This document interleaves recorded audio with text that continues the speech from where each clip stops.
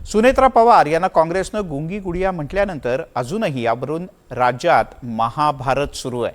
अगदी काँग्रेसनं तर आता या टीकेनंतर राष्ट्रवादीतच अंतर्गत लाथाळ्या सुरू झाल्याचं देखील पाहायला मिळतंय।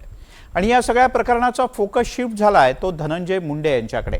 तर दुसरीकडे आपल्या सुनेला काँग्रेसनं गुंगी गुडिया म्हटल्यानंतर शरद पवार बोलणार का असाही प्रश्न विचारला जातोय।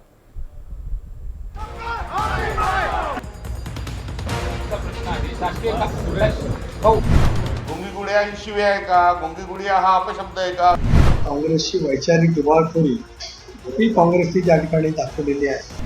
गुंगी गुडिया हा काही अनपार्लमेंटरी विषय आहे का? नाही। त्यांचा ज्यांनी असा उल्लेख केला असेल त्यांचा तरी निषेध करतोच। ज्यांनी कुणी असं हे केलं असेल त्यांनी जाहीर ह्या राज्याची सुनेत्रा वहिनींची तर माफी मागावी। आपण ही टीका सहन केली पाहिजे आणि त्याच्यावरती भविष्यामध्ये या चुका होणार नाही याची काळजी घेतली पाहिजे। त्याच्यामुळे आता संजय राऊतांच्या अशा कुठल्या फुकटच्या सल्ल्याची आम्हाला आवश्यकता नाही। यापुढे सुनेत्राताईकडून अशा प्रकारचं मौन बाळगलं जाणार नाही अजितदादांच्या चाहत्यांची अपेक्षा आहे। संजय राऊत आणि त्यांचे मालक उद्धवजी ठाकरे सातत्यानं करत असतात, त्यामुळं तुम्ही गुंगी गुडिया नाही तर ढोंगी गुड्डा आहात। सुनेत्रा पवारांना गुंगी गुडिया म्हणत काँग्रेसनं हल्ला केल्यावर महाराष्ट्राच्या राजकारणात सुरू झालेला हा कल्ला, या संपूर्ण वादाचा फोकस आता शिफ्ट झालाय तो धनंजय मुंडेंकडे। कारण बीडमधल्या पत्रकार परिषदेत सुनेत्रा पवारांना प्रश्न विचारल्यावर धनंजय मुंडेंनी पत्रकारांना थांबवलं। पीक विमा मिळाला नाही आता, पीक विम्याचा प्रश्न सुटला नाही। त्या संबंधी सुद्धा आपली काल चर्चा झाली आणि पुढील कारवाई करण्यासाठी सूचना केल्या। कायदा सुव्यवस्थेचा प्रश्न आहे, शासकीय कायदा सुव्यवस्थेचा प्रश्न आहे, कार्यालयामध्ये संस्था चालक। धनंजय मुंडेंच्या या व्हिडिओवरून काँग्रेसनं तर धनंजय मुंडेंवर निशाणा साधलाच, पण आता तर प्रदेशाध्यक्ष सुनील तटकरेंनीही धनंजय मुंडेंना कान पिचक्या दिल्या आहेत।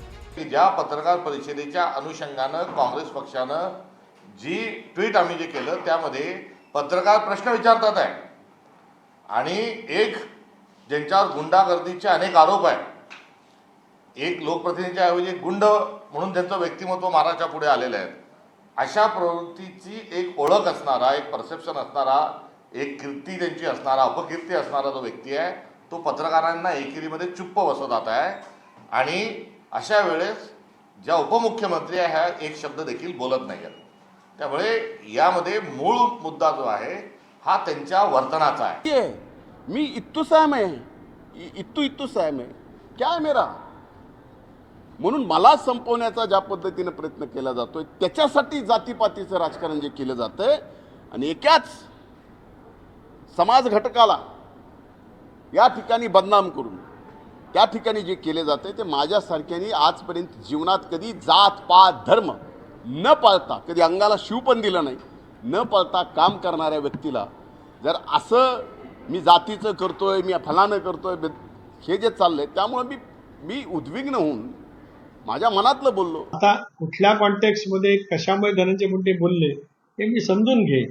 शेवटी पत्रकार परिषद ही मुख्य महनीय व्यक्तीची असते, अशा वेळेला बाजूला बसणं ठीक आहे, पण बाजूला बसून पत्रकार परिषदेमध्ये भाग घेणं हे सुद्धा काय योग्य असं मला वाटतं। अशा वेळेला इतरांनी बोलणं अपेक्षित नाही। खरं तर गुंगी गुडिया म्हणत काँग्रेस खडा मारून बाजूला झाली आणि आता यावरून राष्ट्रवादीतच कुस्ती रंगली आहे। तर दुसरीकडे या वादावर शरद पवारांनी बोलावं अशी मागणी संजय काकडेंनी केली आहे। आत्ताविषयक जे 48 तासात राहुल गांधींनी आणि शरद पवार साहेबांनी त्यांची भूमिका मांडावी, याच्यामध्ये तुमचं काय म्हणणं आहे? इशारा काय तुमचा? इशारा आमचा इशारा आहे, आमची विनंती आहे, आमची विनंती आहे की 48 तासात तुम्ही लक्ष घालून ह्याला माफी मागायला लावणे अध्यक्षाला आणि पृथ्वीराज चव्हाणला, किंवा त्यांना पक्षानं काढून टाकणे। परंतु ह्या गोष्टी अपमानास्पद गोष्टीवर दखल घेणे या 48 तासात आमचं त्यांना विनंती। आणखी महत्त्वाचं म्हणजे सुनेत्रा पवारांना काँग्रेसनं गुंगी गुडिया म्हटल्यावर शरद पवारांनी कोणतीही प्रतिक्रिया दिलेली नाही। त्याचवेळी राष्ट्रवादीचे नेते अमोल मिटकरी यांनी शरद पवारांची भेट घेतली आहे। त्यामुळे राष्ट्रवादीवर बाहेरून हल्ले होत असतानाच राष्ट्रवादीतला अंतर्गत संघर्षही चव्हाट्यावर आलाय। Bureau report, NDTV Marathi, Mumbai.